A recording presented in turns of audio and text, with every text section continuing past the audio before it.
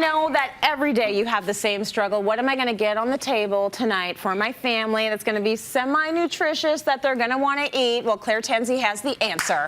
Come on in here and help us out right now. And the answer is? The answer is beef tenderloin. So this is actually an entertaining dish. This is a beautiful, beef tenderloin is beautiful, entertaining. Yeah. And then we have these magnificent crispy cheese straws for entertaining as well. Okay, you know what? We can use it for entertaining because you know what? Sometimes you want to get a little bit fancy, but I think a beef tenderloin is one of the easiest cuts of meat to make in case you're looking for a weekday meal as well. Yes, it is. And the only caveat on that is that it's just a little on the pricey side. Yes. So if it's not in your wheelhouse for a weeknight dinner, this is the most perfect centerpiece for a holiday meal. It looks beautiful. For any kind of fine dining. So because there are no bones. Right. And if you're concerned about like carving something, you know, sometimes you don't want to have to carve something. No. This is like slicing a loaf of bread. Right. It makes the most beautiful leftovers. Everybody loves it. It's gorgeous. And it also just says, hey, you know what? You're special. You are special. You are special. Kids. Maybe your kids aren't special though, so then don't make it for them. No. Just make it for company. They can have meatloaf.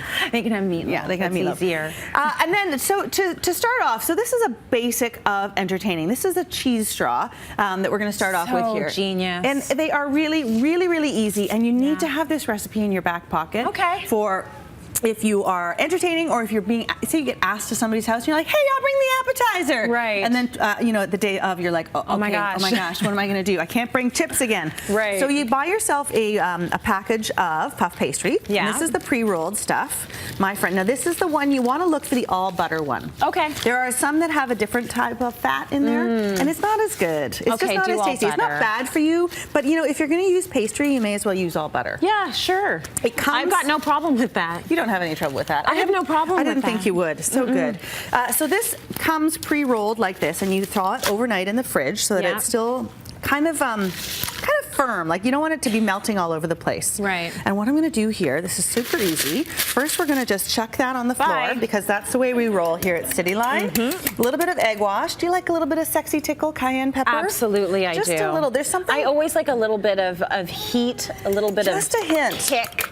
And this is not going to make it spicy, but like I said, it's just going to be that little bit of sexy tickle, because sometimes the pastry and the cheese can be quite rich and luxurious. You want a sexy tickle. Don't you? Yeah, no, I do. I like having a sexy tickle. I think we should just leave one right there. Grab my little brush here, brush all over. Ooh, it might have been a bit much, Claire. Well, it's really going to stick. It's really going to stick. And then the key here is you want to use freshly grated Parmesan.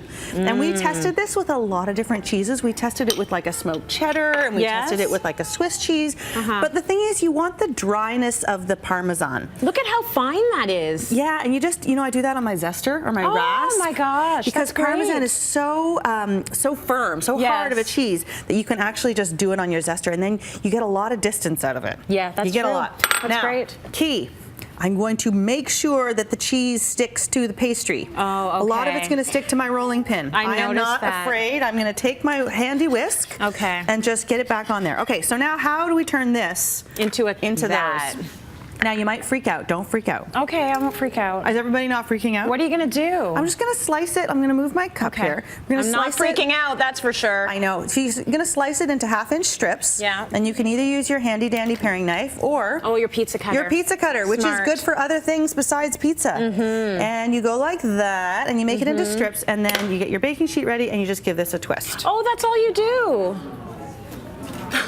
They love it too. I love it. They're like, what? Shall I do that again? I am a glutton for the accolades. You just like... Kind of good television right there. Twist that. Ooh. And then I like to shove that back in the fridge just while things are getting heated up. Yeah. And then look, they become all... That's how it comes out, twisted. So, oh dear, I've got Parmesan all over me. Oh, well.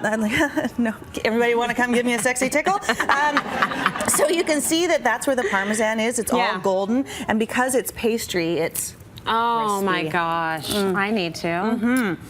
That was a glass of wine. So soft. So what's that? Champagne. Okay. It's champagne from this weird region in France. It's probably not even called champagne. Anyway. This tastes very good and light and just the right amount of crispy crunch. It's really and again, it says to your guests. I care, and you're special. Yeah, that's what we want people You're to. special. We don't want people to see us sweating and getting all stressed out. Not really. All right. It's not a good look. So, beef tenderloin. Here is my #1 tip with beef tenderloin. Yes. Dry it. Oh. When you buy meat, it often has a lot of moisture on it. Yeah. I hope this doesn't freak anybody out that I'm just like rolling this lovely beef tenderloin in paper towels. Well, it's kind of real life, right? It is. That's what you get when you get a cut of meat. And if you want it to be golden, and if you want the beautiful herb crust that I'm about to put on it to stick, it's got to be dry. Okay. Oh my goodness, I am throwing everything on the floor. I am going to be fired and never invited back. Never, Claire. Mustard. Keep cooking for us and we'll never fire fresh you. thyme and beautiful black pepper. That goes on there. Oh my gosh, I could almost eat that raw. That goes into the oven, 450 or 500, and then you reduce it down, and then you have it. It looks like this, and then I can make a really quick gravy. See, this is what I meant by easy. But you're right. It's, I mean, it's a little pricey, so I get it. If you want to keep it for special. If this had really just come out of the oven, don't touch that with your hands. Use your oven mitts, and then you just make a really simple gravy. Pan, bit of flour, in there. Bit of. What is that? Oh, red wine. I don't know. Oh, I'm familiar with that. Have a bit of beef broth. Yes, you are. Yeah. So a little bit of that. And then you make this lovely little gravy. You remember my guys, I've said this about gravy before. Add the flour to the fat. Right. Before you add any liquid, you want to make sure that that flour is incorporated into the fat, and that's how you get no lumps. And this is the good stuff. So you have the recipe there, the beef tenderloin, the amazing cheese straws. Your guests are like, oh my gosh, please invite me over for dinner once a week, right? Wait till you see what we're having for dessert. It is that good. Yeah. Okay, well you can get this amazing recipe at cityline.ca.